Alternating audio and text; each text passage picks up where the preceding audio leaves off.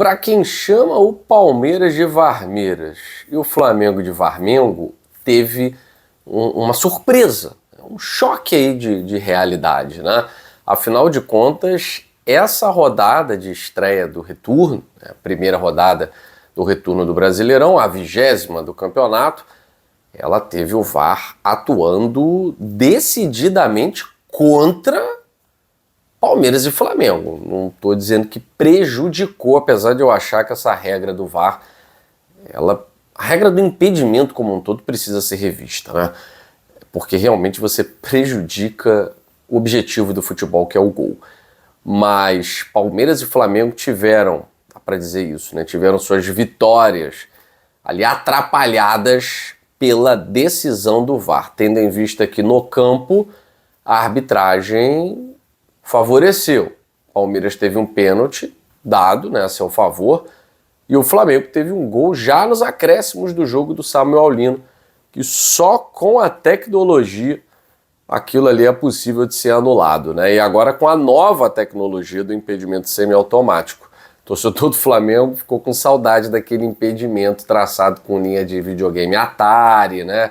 Aquele troço ali tudo mal feito, porque do jeito que foi realmente a pontinha da chuteira do Samuel Lino, se ele calçasse 42, 41, o gol tava valendo, né? Mas, enfim, a gente vai falar muito sobre essa rodada de Campeonato Brasileiro, que é uma rodada em que os dois, líder e vice-líder, tropeçaram. E o Atlético Paranaense tá ali olhando o campeonato, né? Ó, tô aqui, fazendo o básico, fazendo o meu. Nesse momento, por exemplo, o Atlético Paranaense, que é o terceiro colocado, ele está a 8 pontos do líder Palmeiras. E tem um campeonato quase inteiro, né? 18 rodadas aí pela frente. Né? Enfim, a gente vai falar dessa rodada, que de certa forma mostra o que vai ser o Campeonato Brasileiro, mostra também os times que devem lutar muito para não cair, mas não vai ser um campeonato tão previsível no sentido de que líder e vice-líder vão passear, desfilar. Mostra que vai ser um campeonato em que vão perder pontos. Vou começar pelo Flamengo, né? O Flamengo, ele perdeu ponto para um time que vem sendo batido com frequência. O São Paulo é uma equipe que não vem oferecendo resistência. No último jogo, atuando em casa, em 5 minutos sofreu uma virada para o Atlético Paranaense, que é o terceiro colocado do campeonato. E o Flamengo, dentro de casa, fez o primeiro gol com o Léo Pereira, já no segundo tempo. O primeiro tempo do Flamengo bem ruim. E o segundo tempo eu achei o São Paulo melhor. Um São Paulo cheio de problemas, um São Paulo vivendo uma série de pequenas crises, né, dentro e fora de campo. Um time que, ao passo que faz um primeiro tempo muito bom, consegue cair totalmente no segundo tempo. Estou falando do jogo contra o Atlético Paranaense. E no jogo contra o Flamengo, faz um jogo muito equilibrado. O resultado de 1-1, ele de certa forma vai premiar o esforço que o São Paulo fez para competir. E o Flamengo, que poderia ter vencido esse jogo, ele tem o gol anulado do Samuel Lino, que na verdade a chuteira não é do Samuel Lino, né? Eu errei aqui no início do vídeo. O lance do impedimento, ele é marcado na assistência do Wallace Yan. Então o Wallace Yan vai receber o passe, vai girar, vai cruzar, e aí o Samuel Lino é que vai fazer. Mas o Wallace Yan está impedido. O biquinho da chuteira do Wallace Yan está à frente da linha traçada pelo novo VAR semiautomático. E o Flamengo, pela tecnologia, de certa forma, teve os seus planos frustrados, né? Nem o torcedor mais pessimista imaginava que o Flamengo fosse tropeçar diante de um São Paulo que não está se acertando, né? De um São Paulo que está na parte de baixo da tabela. E o Flamengo mostra que vai perder muitos pontos ainda.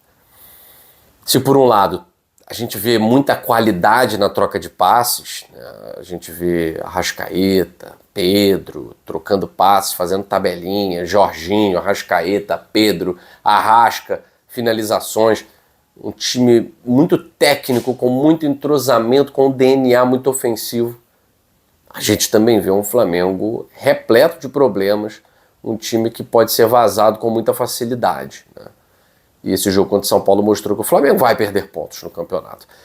Só que o Flamengo ele não pode abusar de perder pontos porque ele está atrás do Palmeiras. Essa diferença, é claro, pode ser diminuída para 3 pontos. O Flamengo tem um jogo a menos, que é no Maracanã contra o Mirassol. E o Flamengo não pode errar tanto como tem errado aí. Contra a Chapecoense, esses erros foram minimizados porque tecnicamente a Chape é muito ruim. Mas contra um adversário um pouco melhor, o Flamengo já teve mais dificuldade, né? Agora, só não foi pior para o Flamengo porque o Palmeiras também tropeçou. E foi a vez de o VAR frustrar os planos do Palmeiras. A anulação da penalidade marcada no campo, tá? Porque assim, no campo, lance muito rápido, o árbitro acaba vendo a bola bater no braço do jogador do Atlético Mineiro e atrapalhar o caminho natural da bola, que era em direção ao meio da área, ele vai marcar o pênalti. O VAR tá ali para ajudar mesmo, né? E nesse sentido foi muito bem, porque era o braço de apoio. Como é que vai fazer? Porque ele vai dar o carrinho sem o braço de apoio. Então, a marcação do pênalti foi anulada, né? Foi cancelada, e o Palmeiras perdeu para o Atlético Mineiro. A gente precisa falar isso aqui, não foi um tropeço do empate. O Palmeiras perdeu, o Palmeiras não conseguiu nem manter a gordurinha diante do Flamengo. O Palmeiras perde essa gordurinha. O Palmeiras pode ficar só 3 pontos na frente. E aí, perdendo um jogo dentro de casa para um time que também não está jogando nada, que é o Atlético Mineiro, o torcedor do Palmeiras já começa a ver os fantasmas dos 2 últimos anos. Principalmente do ano passado, em que o Palmeiras estava à frente, tinha uma vantagem, essa vantagem foi caindo, e o Flamengo acabou campeão, né? Enfim, acho que o Palmeiras também vai tropeçar bastante, porque não sei se vai sobrar no segundo turno, em que todo mundo melhora. Se o Palmeiras não melhorar, e ele estava contando muito com alguns reforços que não vieram, né, jogadores que não fecharam, então não sei como vai ser financeiramente para o Palmeiras essa questão da busca por reforços, né? O Palmeiras tem objetivos aí em termos de arrecadar e não de gastar. Com o elenco que tem, vai brigar até o final. Mas tem aquela turma tô de olho. O Fluminense acabou se distanciando um pouquinho, mas também é muito cedo para dizer que está fora da briga, né? Em termos matemáticos, os 8 primeiros colocados brigam pelo título. Em termos reais, no máximo, os 4, eu diria ali até os 3. Acho que o Fluminense com 2 empates está fora dessa briga. E o Atlético Paranaense é uma zebraça, né? Uma zebraça. Não tem condição de manter esse desempenho, de chegar junto até o final. Ou é Palmeiras ou é Flamengo.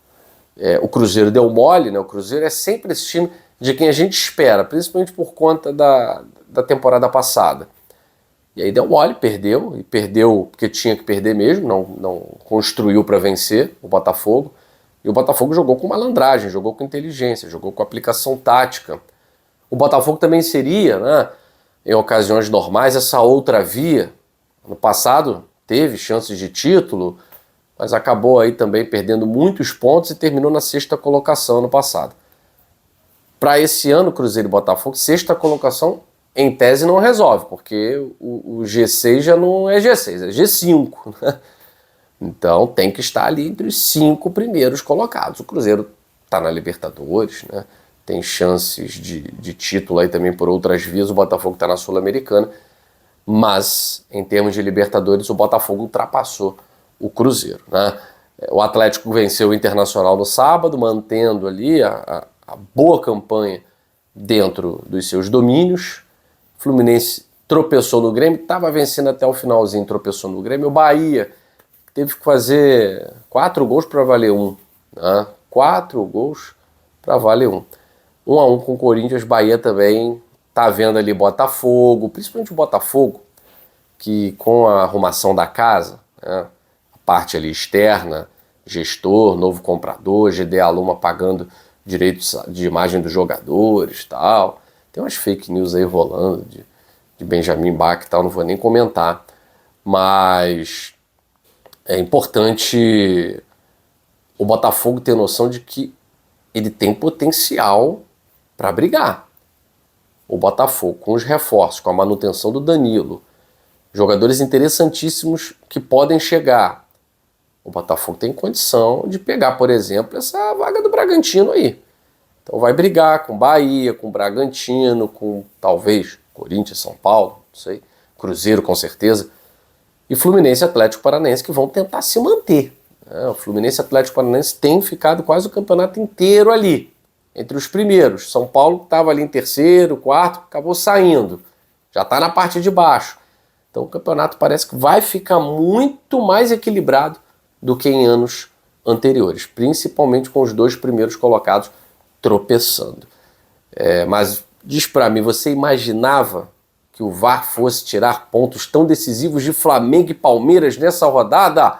Eu quero ouvir os seus comentários. Até a próxima no Dois Toques, a Casa do Futebol.